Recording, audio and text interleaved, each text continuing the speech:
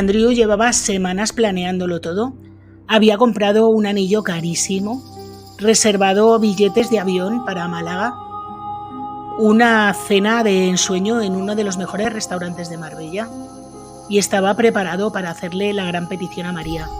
No quería que fuera en público, esperaba poder hacérsela en la lujosa villa de Estepona, pero cuando llegaron a la casa, nada más entrar, se encontraron con la peor de sus pesadillas.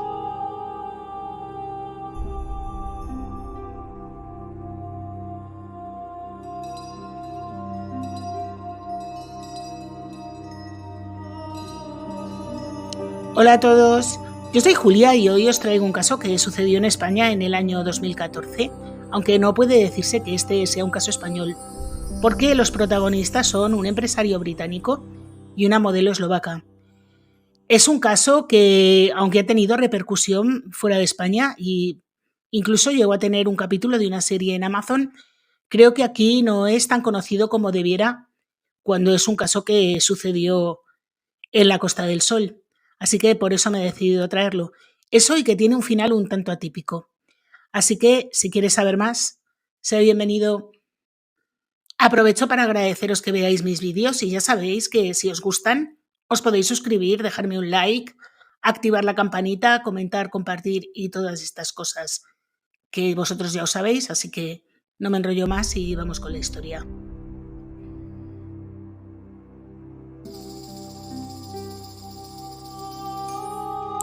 Nuestro caso de hoy tiene lugar en Estepona, una ciudad costera de unos 75.000 habitantes enclavada en la Costa del Sol, muy cerca de Marbella, uno de los destinos turísticos más exclusivos del sur de Europa. Con unas playas impresionantes, unos hoteles muy exclusivos y servicios de primer nivel, la zona es conocida por ser un paraíso para millonarios y celebridades de todo el mundo. No es raro ver desfilar por el paseo marítimo coches de lujo, ni encontrar residencias que parecen más palacios que casas de verano. En este entorno de opulencia se desarrolló en el año 2014 un crimen que sacudiría la tranquilidad de esta ciudad aparentemente bastante convencional. Y digo además también tranquilidad aparente porque al parecer, aunque las bandas de crimen organizado llevan décadas afincadas en esta costa, su actividad delictiva era menos evidente. Sin embargo, últimamente se percibe una escalada en la frecuencia y la agresividad de sus acciones. Pero realmente nuestro caso de hoy no tiene nada que ver con eso. Nuestro caso tiene que ver con modelos y millonarios.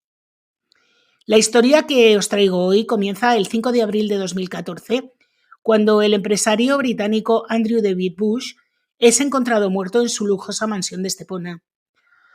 Andrew David Bush, de 48 años en el momento de su muerte, era una figura bastante destacada en el mundo de los negocios y estaba bastante vinculado al lujo. Con una fortuna estimada en 73 millones de euros de patrimonio neto, había trabajado con marcas de renombre como Rolex y fundado varias compañías. Quizá la que más dinero le había reportado era una que se llamaba Gold Trader y que tenía además un montón de oficinas repartidas por todo el Reino Unido. Esta empresa, Gold Trader, se dedicaba a comprar oro, era como las tiendas de compro oro en España, es decir, una persona acudía con algún objeto de oro, este objeto se valoraba en una cantidad y esto es lo que se le daba a la persona que quería venderlo. Realmente el precio que se ofrecía estaba bastante o está bastante por debajo del precio del oro en el mercado y de ahí las impresionantes ganancias que tenía este señor. En realidad, este tipo de tiendas son un poco estafa, digamos. Bueno, estafa no, porque la gente sabe a lo que va, pero realmente se ofrece un precio por el oro bastante por debajo del valor de mercado. A este tipo de tiendas suele acudir la gente con algún apuro económico, así que a mí realmente estas tiendas me parecen un poco bastante estafa. Estafa consentida, pero estafa al fin y al cabo. A diferencia de otros muchos magnates, Andrew Bush era conocido por su implicación directa en sus empresas. No se conformaba con delegar, sino que participaba activamente en el día a día de su negocio. Residía en la localidad de Pulmerick, que está en Gales, en una mansión rodeada de lujos. Tenía piscina, unos jardines impecables, unas habitaciones inmensas y todo en una casa que parecía una fortaleza. Bueno, una cosa en mi opinión bastante hortera, pero bueno. Además de ello, era el típico empresario al que le gustaba aparentar. Le gustaba que la gente notara que le iba bien en la vida. Además de esta casa que parecía una fortaleza, tenía una colección de coches en la que se incluían Ferraris, Lamborghinis y Bentleys. También tenía una colección de novias, a cada cual más exuberante y exótica, y también bastante más jóvenes que él. Y era una persona a la que le gustaba acudir también a fiestas, encuentros sociales, salir en las revistas, en los medios y en las redes sociales. Digamos que Andrew era bastante presumido. Y entre las cosas que, como os digo, le gustaba presumir, era de sus novias. En los años 90, Andrew se había casado con Samantha Mason, que era una periodista de la BBC, de la radio, con una cierta fama en el Reino Unido.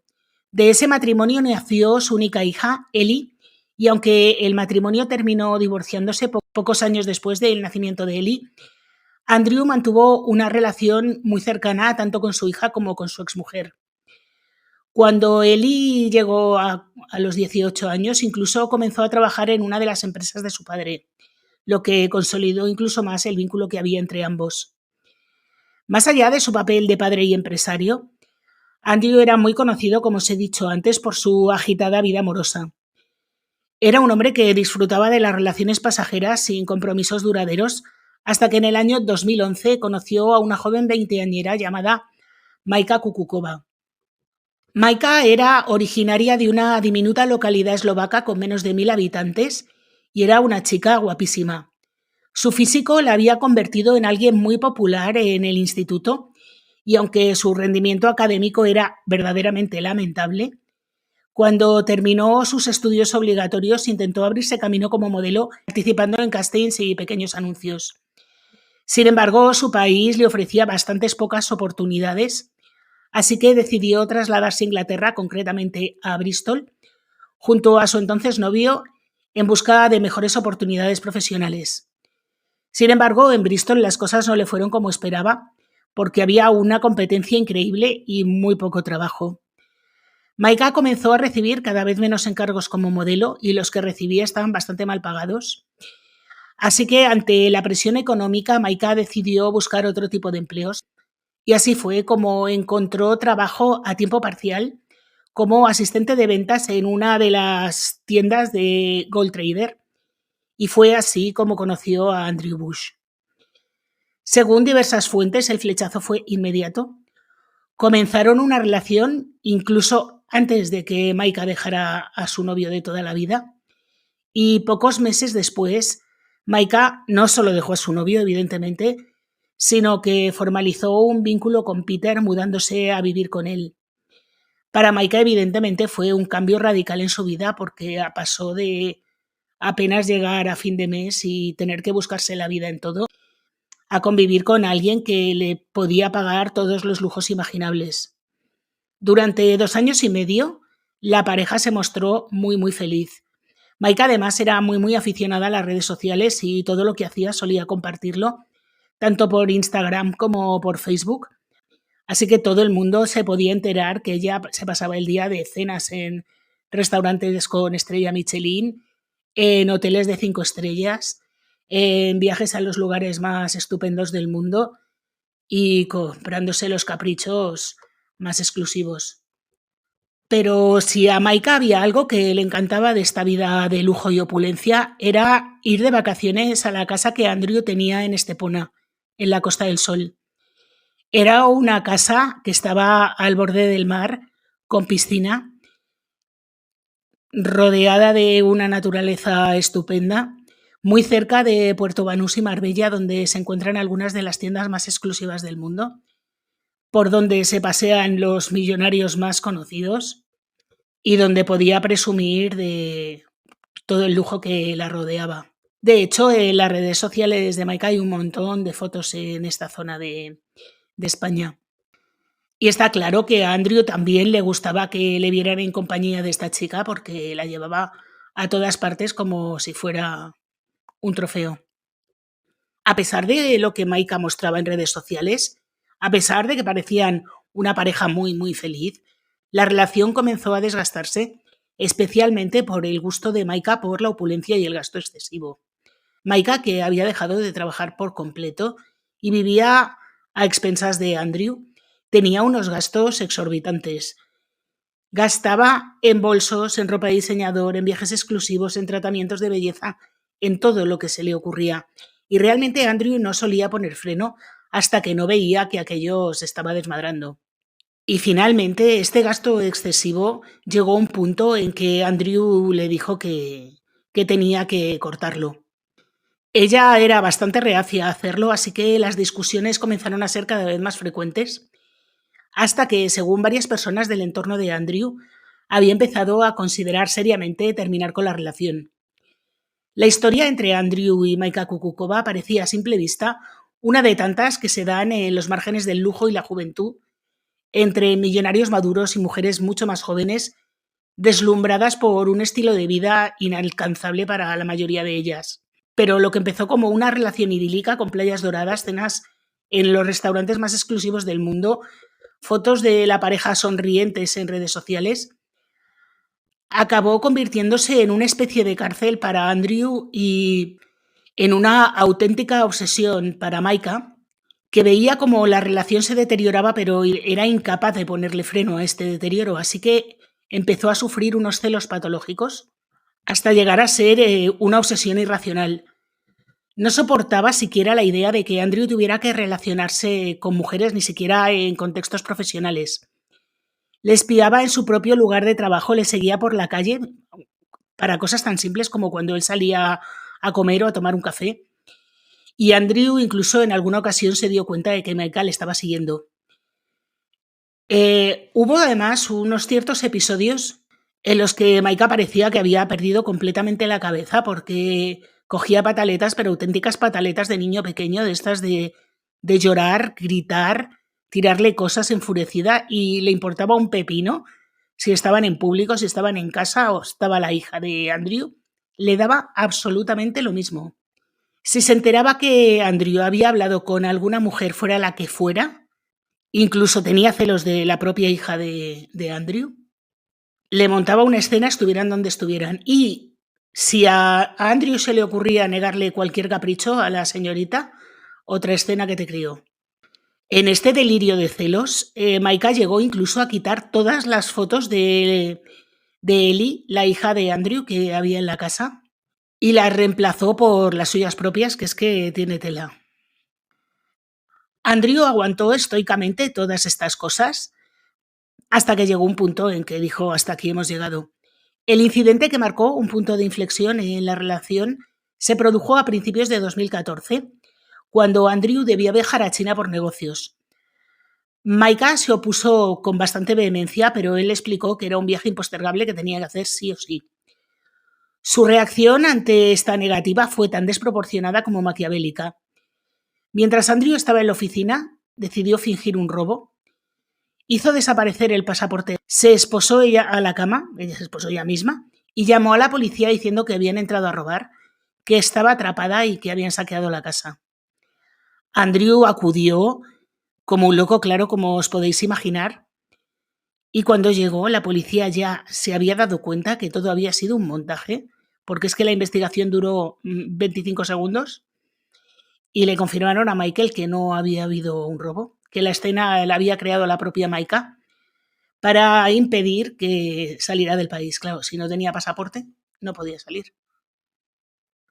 Esta chica lista, lo que se dice lista no era, ¿eh? Era guapa, pero lista, poquito.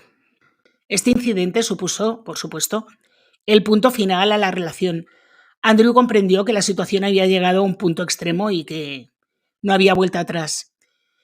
Sin embargo, Maika no solo sufrió un shock con esta ruptura, porque a la pérdida emocional tuvo que sumarle el golpe económico que suponía que Andrew ya no iba a mantenerla. Durante 2 años y medio habían estado viviendo juntos, viviendo a todo trapo, y ella ni había trabajado, ni había ahorrado, ni había pensado en su vida después de Andrew. Toda su vida realmente dependía de él. Así que, desesperada, volvió a Bristol, contactó con su antiguo novio, a quien había abandonado para estar con Andrew, y contra todo pronóstico, este chico la recibió nuevamente. Para entonces él tenía un trabajo estable y suficiente dinero como para mantenerla. Y ella volvió a sus brazos haciendo como que todo lo que había pasado era un error. Pero lejos de reconstruir su vida o buscar algo de independencia, Maika se hundió en una espiral de obsesión y celos que no era ni medio normal. Se pasaba los días espiando a Andrew a través de las redes sociales, pero también a través de otros medios. Había instalado en el teléfono de Andrew, sin que éste lo supiera, una aplicación que permitía conocer en tiempo real la ubicación de la otra persona. Es una aplicación que suele utilizarse con los hijos. Los padres la utilizan cuando los hijos empiezan a salir para tenerles localizados. Pero ella instaló esta aplicación en el teléfono de Andrew sin que él lo supiera. Lo cierto es que esta chica, entre las fotos de redes sociales que tenía Andrew y esta aplicación, tenía completamente localizado en todo momento a su ex. A esto sumó un bombardeo constante de mensajes, súplicas, vídeos en redes sociales, montajes fotográficos con música romántica y frases del tipo "por favor vuelve conmigo", y que era bastante insoportable. Andrew en un principio decidió optar por la indiferencia, pero cuando la situación se volvió ya un poco de aquella manera, decidió pedir una orden de alejamiento que le concedieron. Mientras todo esto ocurría, Andrew no se quedó quieto e inició una nueva etapa con otra mujer llamada María Korotaeva. María era una estudiante rusa de 21 años que había estado estudiando recursos humanos en Reino Unido, a la que conoció en una cafetería. Y aunque María no era ni mucho menos millonaria, sí vivía de manera independiente, porque tenía su propio negocio y sus propios ingresos. Evidentemente no llevaba el tren de vida que llevaba Andrew, pero por lo menos esta chica trabajaba y tenía una cierta ambición profesional, no como Maika, que solo aspiraba a vivir de su pareja. La relación enseguida se consolidó y en abril de 2014 Andrew estaba convencido de que había conocido a la persona adecuada, así que planeó una sorpresa, que era un viaje a Estepona, su lugar de descanso predilecto, para celebrar los 5 meses de relación con esta chica. Andrew compró un anillo que le costó 10.000 euros y se supone que era para pedirle que se casaran. Esto es lo que dicen, pero a mí me parece que en este contexto de un hombre con un patrimonio neto consolidado de 73 millones de euros, un anillo de 10.000 euros, trabajando además en temas de joyería, no me parece un anillo de pedida. O sea, quiero decir que no me parece una prueba de que esto fuera un anillo de pedida. Más bien lo veo yo como que le iba a pedir que vivieran juntos. Entendedme que un anillo de 10.000 euros es una pasta, para mí es una pasta, pero entended de qué estamos hablando. Estamos hablando de un hombre millonario y muy millonario. Bueno, el caso es que todo esto que estaba ocurriendo, Maika lo sabía. Maika lo sabía porque María también era muy aficionada a publicar mensajes en redes sociales. Todo lo que pasaba lo posteaba, así que, evidentemente, ella estaba al tanto. La pareja, Andrew y María, partieron de Inglaterra el día 4 de abril. Todo lo tenía bastante planeado. En Estepona, un restaurante lujoso, una velada romántica y luego la propuesta. Llegaron, cenaron, rieron, era la noche perfecta. Pasada la medianoche, regresaron a casa. Pero al abrir la puerta, la atmósfera que tenían cambió por completo. Nada más entrar en la casa encontraron una maleta abierta, ropa de mujer desordenada por toda la casa, y esto significaba que evidentemente no estaban solos. Escucharon ruido arriba, pasos corriendo, y entonces en lo alto de la escalera ven aparecer a Maika. María se quedó de piedra, como os podréis imaginar, porque sabía perfectamente quién era. Andrew le había explicado quién era Maika, lo que hacía, lo que había hecho y por qué acabaron con su relación.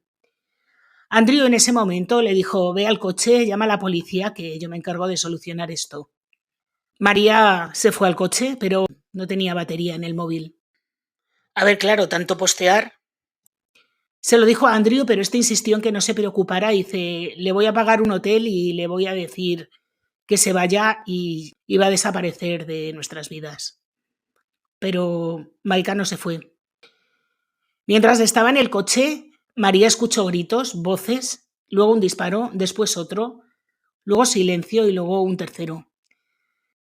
Después pasaron unos segundos y Maika salió de la casa, tranquilísima, serenísima, cerró la puerta de la casa con llaves que había copiado de Andrew sin que éste se diera cuenta, mientras que María estaba paralizada y le pedía por favor que no le hiciera daño. Maika simplemente le dijo apártate, se subió al coche de Andrew y se marchó. María corrió desesperada a casa de los vecinos porque, claro, la otra había cerrado la casa con llave y María no podía entrar, así que María no tuvo más remedio que correr a casa de los vecinos, que estos le abrieran la puerta y llamar por teléfono a la policía. La policía, cuando llegó, tiró la puerta abajo de la casa, pero ya no pudieron hacer nada por Andrew, que había perdido la vida.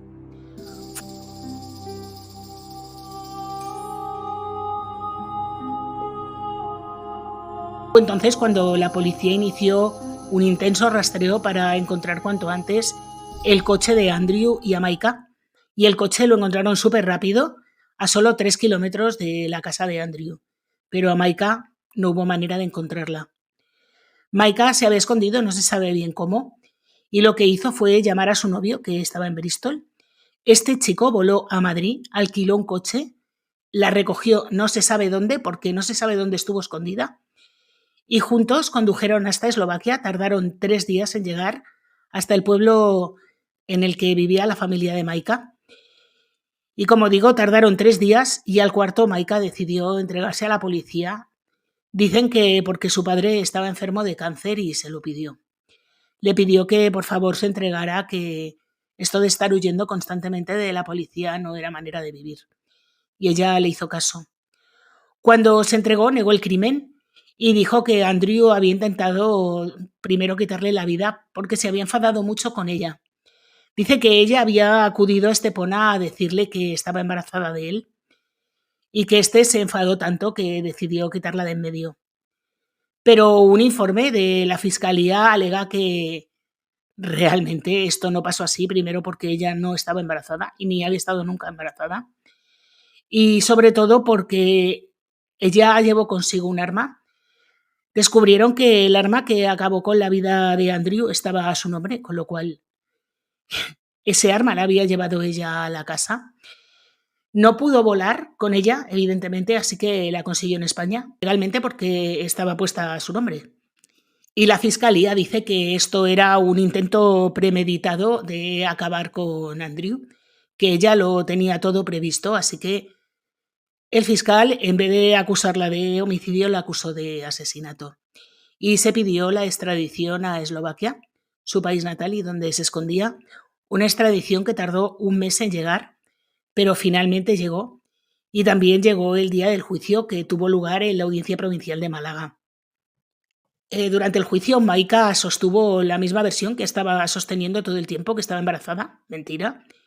Que Andrew reaccionó con violencia, mentira, mentira, no se sabe, esto no hay pruebas. Que ella simplemente se defendió del ataque, aunque el arma la había llevado ella y estaba registrada a su nombre.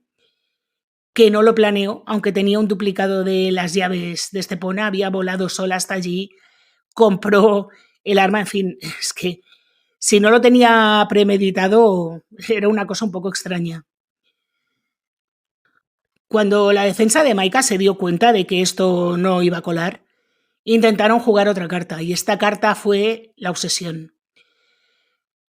Su defensa alegaba que ella estaba completamente fuera de sí, obsesionada, y que realmente no sabía muy bien lo que hacía. Y aunque os resulte increíble, el jurado se convenció de que esto era una atenuante y la condenaron solamente a 15 años de prisión. Realmente la condenó el juez, pero la condenó con los argumentos que había dado el jurado. La audiencia de Málaga la condenó a 15 años por asesinato con alevosía y 6 meses por allanamiento de morada. Pero en su auto el juez situó la condena en la mitad inferior de las establecidas para este tipo de delitos, porque el magistrado apreció un estado de ofuscación con el que actuó, porque carecía de antecedentes y sobre todo porque quedó muy conmovido por la desgarradora petición de perdón que efectuó ella misma. Maika se pasó los 4 días que duraron las vistas llorando. Mira, yo no quiero ser mal pensada, pero cuando alguien se queda tan conmovido al ver una chica joven y guapa llorando, me parece un sesgo de la justicia que no es muy conveniente. Aquí viene una parte muy interesante de este caso, y es que las personas consideradas socialmente más atractivas suelen recibir menos condena que las que no lo son. Hay estudios que demuestran que ya en la Edad Media, cuando dos hombres eran acusados por idéntico delito, los jueces solían condenar al menos agraciado físicamente de los dos con penas mucho mayores. Hasta 27 estudios diferentes realizados en la actualidad demuestran que hay un incremento entre el 120% y el 304% de condenas a personas físicamente poco agraciadas. Y aunque es verdad que en el veredicto de culpabilidad suele tener poco que ver en el de culpabilidad la belleza física, sí que es verdad que la dureza de la pena suele ser mucho mayor a la gente poco agraciada. Uno de los estudios es verdaderamente alucinante porque analizó delitos menores durante un año en un montón de juzgados y a los delincuentes poco atractivos les cayeron multas que aumentaban a medida que disminuía el atractivo. O sea, cuanto más feo era, más multa le caía. Solo había un caso en el que ocurría lo contrario y eran los casos de estafa. En los casos de estafa, cuanto más atractivo era el acusado, más condena le caía. Esto me parece muy curioso. Todo esto ocurre debido a algo que se llama efecto halo. En general, las personas atractivas son percibidas como más inteligentes, con más habilidades sociales, más interesantes, más éticas, más altruistas, más propensas a tener éxito y más deseables como cargos directivos. Por ello, las personas atractivas tienden a tener una mejor salud física, mejor salud mental, ganan más dinero, obtienen mejores puestos profesionales, son seleccionadas antes en las entrevistas de trabajo, suelen promocionarlas con mayor frecuencia, reciben mejores evaluaciones laborales, son elegidas como socios comerciales y evidentemente consiguen parejas con mucho más dinero. Esto se debe a que cuando una persona entra en contacto con otra a la que considera atractiva, se activan ciertas partes del cerebro y esta actividad de la zona cerebral está asociada con el procesamiento de las emociones positivas y los estímulos de recompensa. Y es por ello que los jueces y los jurados tienden a ser más benévolos con este tipo de personas. Es decir, no lo hacen aposta, es una reacción del cerebro. Puede que sea por esto, por lo que esta chica, al recurrir su condena, le cayó todavía incluso menos. Le pusieron 13 años, pero terminó saliendo de la cárcel a los 8 años. Entre otras cosas, para la apelación se utilizó un argumento que a mí me parece alucinante, que es que perdió estatus social y estilo de vida. En fin, esto no lo veo un atenuante, pero como tal se tuvo. Por otra parte, el tribunal también ordenó pagar a Kukukova un total de 200.000 euros a la hija y a la hermana de Andrew, así como los gastos del juicio a la familia, que se personó como acusación particular, pero no pagó. Realmente quien pagó fue su familia, que tuvieron que vender su casa para poder sufragar los costes de la condena. Y Maika sigue viviendo la vida loca, ha vivido incluso en España. Publica fotos con un nuevo novio que es un armario de 3 puertas. Vive una vida que parece lujosa, pero no sé si lo será. No se sabe realmente a qué se dedica, pero oye, ella parece que está súper feliz. Y bueno, no quiero entrar a criticar esto, creo que es esto que os he explicado del efecto halo es una cosa que está muy, muy extendida, pero realmente me parece increíble que una persona simplemente por el hecho de ser guapa se libre de estar en la cárcel el tiempo que merece. Sé que algunos me van a decir que es que esto es pura envidia, pues bueno, pues mira, sí, lo mismo es pura envidia. aunque ellos tampoco me han visto, no saben si yo soy guapísima o una defesión.